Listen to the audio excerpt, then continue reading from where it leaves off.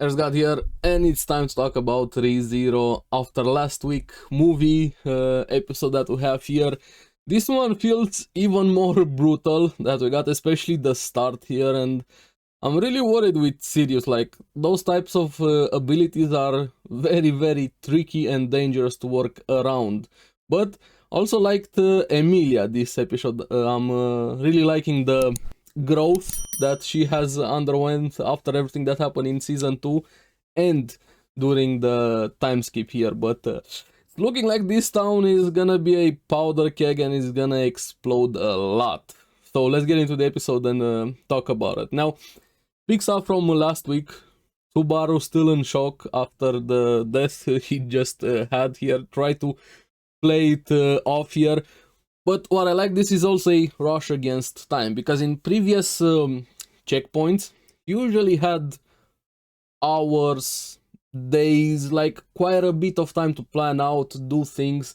This one feels like he has minutes. It's right there, is gonna happen. It doesn't have a lot of time to plan and do things, talk to people and so on.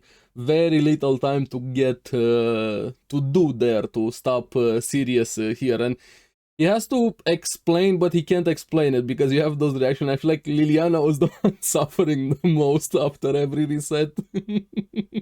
She got that headbutt after a few of them. I was laughing so much, poor girl. Also, Beako also had her hand caught a bit too much. He was using too much strength, like showing the shock coming back after something like that. Of course, you're gonna be in that state of panic, would be an understatement here. But he tries to play it off like that. He goes alone to the tower here, and he actually finds the kid, Luzbel, and I didn't expect this. The kid was the one that actually was chaining himself. I was like, okay, Sirius probably chained him and used him, like we saw that gruesome death in episode 1, but Sirius is so fucked up, forced him to do it to himself, making a kid do that to himself. That's unhinged to whole new levels here, to protect his sister Tina, and Tina's gonna be important here also. Like, Subaru started trying to helping him, but then slowly he was starting losing himself, started trembling in fear, and you see the eyes slowly, even before he had the reaction, you can look at his eyes started being red, and both of them started vomiting, and Sirius is there. And I was like, okay, how this is gonna go down? I was expecting a speech or something, but no, Sirius just straight up obliterates him, starts strangling him, dangles him in the tower there like a slow, painful death. And not just the pain from being strangled and that fear. What was even more insane is how Sirius abilities work. And like I said at the start, abilities like this are so fucking insane to have on a villain. Linking both of their emotions together, Luzbel and Subaru, amplifying that fear between them. Imagine dying in that mental state, full of fear. Being overwhelmed would be an understatement there. And this is why I'm laughing so much every time somebody says, I would have done a better job than Subaru. I would have planned this, would have done this. Death is no issue if you come back. Motherfucker, if you went through that, you don't get out of bed. It's very easy to stare on the keyboard. Yeah, I would have done much better. And you get anxiety when you have to answer a phone call. But anyway, back to the episode. The deaths here feel much, much more brutal, to say the least. And he slowly dies, hanged there, full in that fear state. He returns. This is where Liana gets the headbutt.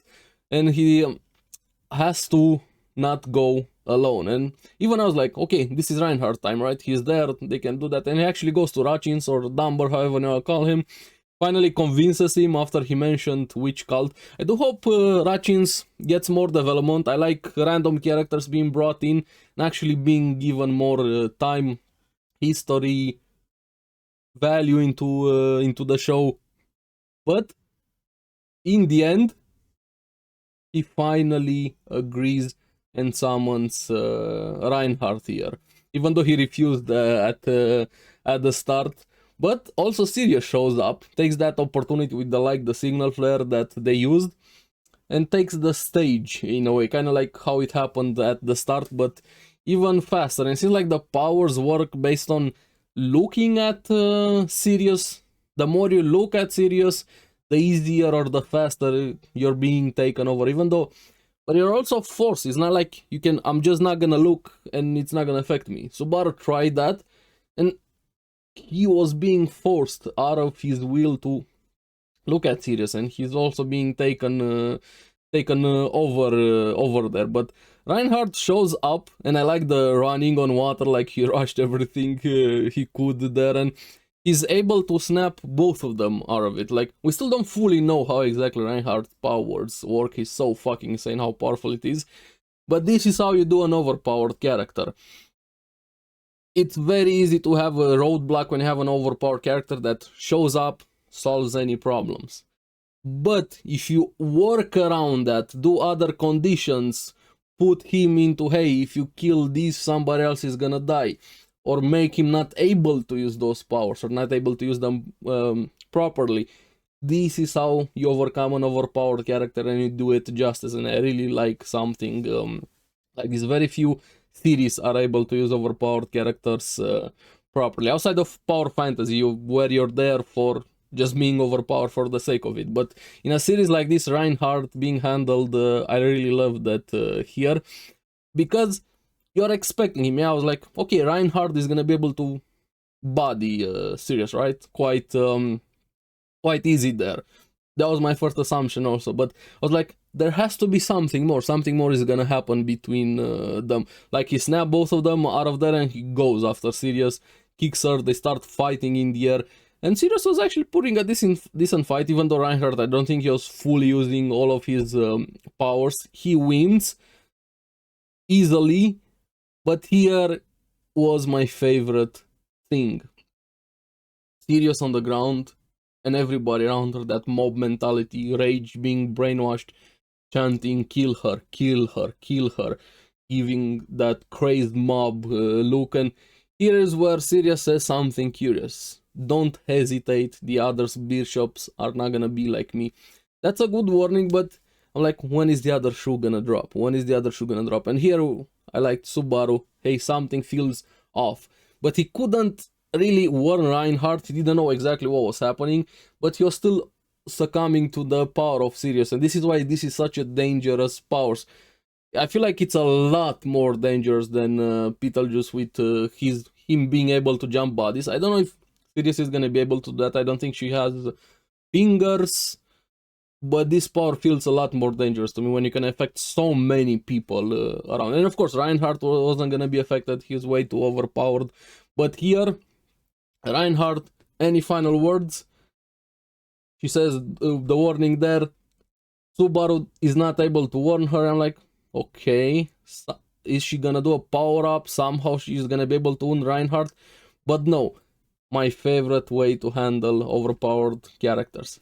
Reinhard kills Sirius, but the same damage is applied to everybody that was affected by Sirius power. I'm like, damn, that's so fucking cool and insane having to deal with something like that. You can't kill her because then everybody else will die. And this also affects Reinhard so much, if you think about it, how he is, his personality, willing to do anything and everything to save everybody. Now, I don't know if it's visible during that frame. Was it just a random guy dying there when he got, or did Reinhard also actually died? I couldn't really make it out properly. I'm leaning kind of more towards Reinhard didn't die, but I don't know fully how his power works, or was he affected by the damage, just not by the brainwash. So I don't want the answer because it might be spoiler later on, but I'm also really fucking curious. I wanted to spend like 2 hours just going frame by frame, but it wasn't really visible properly. But either way, insane ability from Sirius here. And then Subaru resets. This is where he grabs Beatrice's hand a bit too hard, takes her to the side to tell her something, but Priscilla and Emilia send something off. And what I loved, Subaru and Beatrice's relationship is great.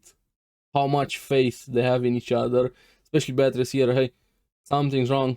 Tell me whatever you can.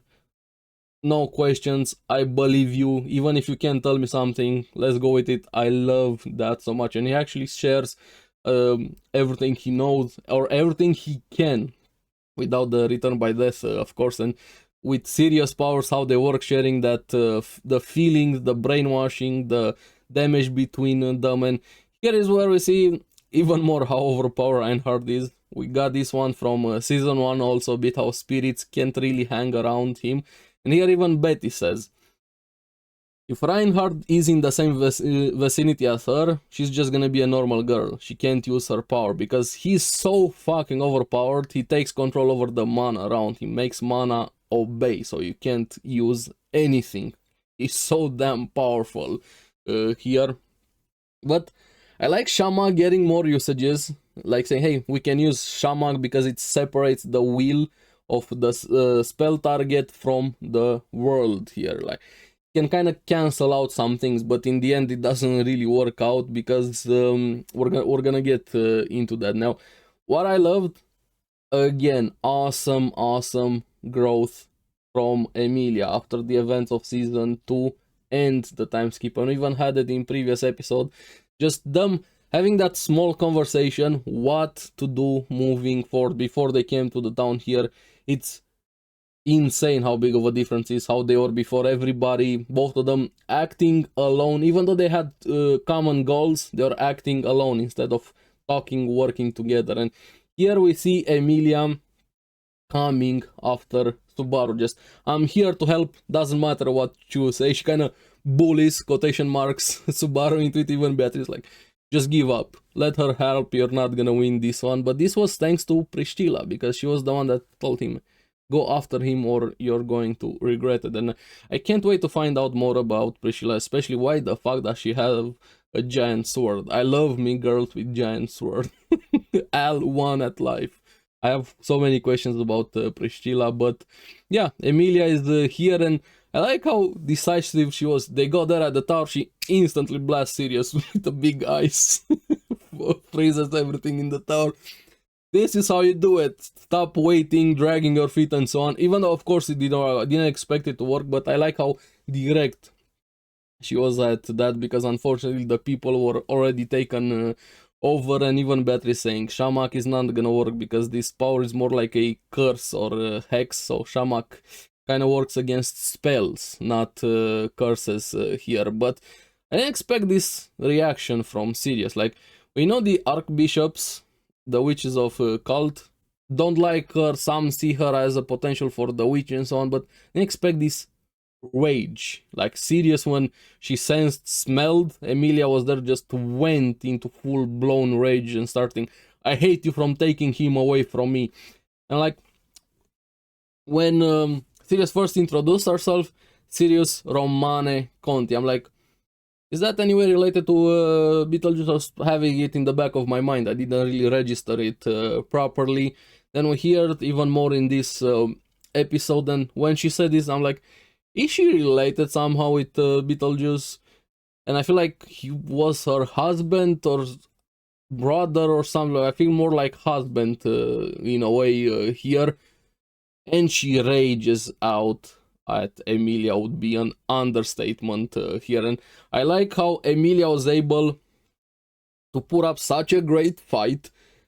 She improved her skills so much, able to swap back and forth between weapons, even drag out the fight to give Subaru and Beatrice time to figure out what to do there, and how much she stood her ground talking, not just fighting. Because when Sirius was throwing insults at her, how she looked and so on, she's like, I'm proud by those things because there's something the person I love cherishes. I'm paraphrasing a bit, but she actually kind of indirectly says she loves Subaru in a way here, but hearing that was like, yes, that was great.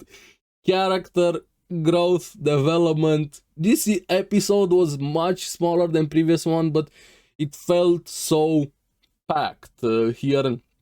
And during the fight, we have Sirius using Tina, the girl's Luzbel's sister, as a shield and kind of as a hostage, and it's enough to distract Emilia to take her down.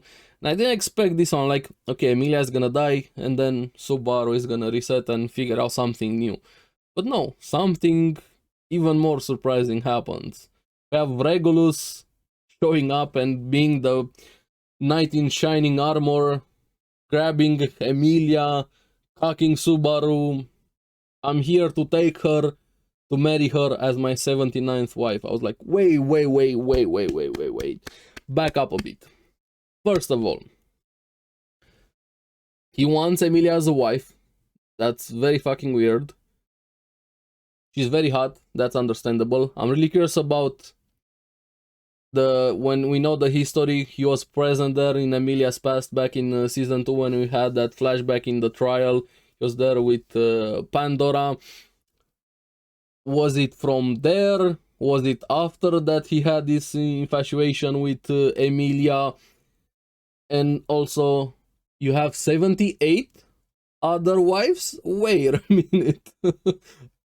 Regulus, we don't know a lot about him, and Subaru is just standing there, a poor guy. I'm like, okay, this episode, where's the next? Where's the next? I need more. This felt so packed. Insane, brutal deaths that we have here. Syria seems to be like one of the most problematic powers to actually fight against. Now, Regulus is here. In before, more are here. This city and that foreshadowing that we had manifesting a bit with the city being a trap. So many things are happening this season. It feels insane, but I'm here from it and I'm enjoying rezero so much. But I'm really curious what you guys thought about this episode. Maybe I ramble way too much, but I like talking about this, especially a series that gets me going so much. And let me know in the comments below what you guys think about the episode. Of course, don't go into spoilers. If you have read the source material, no, please. Here, if you're enjoying it so far, I know I only have technically 2 episodes, but it feels like we're 6-5 episodes in, considering the movie we got with episode 1. And as always, thank you very much for watching. Remember to like and subscribe, helps me quite a lot, and you guys get the latest videos on the series that I follow. Everybody enjoys the suffering of Subaru, except Subaru. We're here for it. See you again on the next time. Bye bye.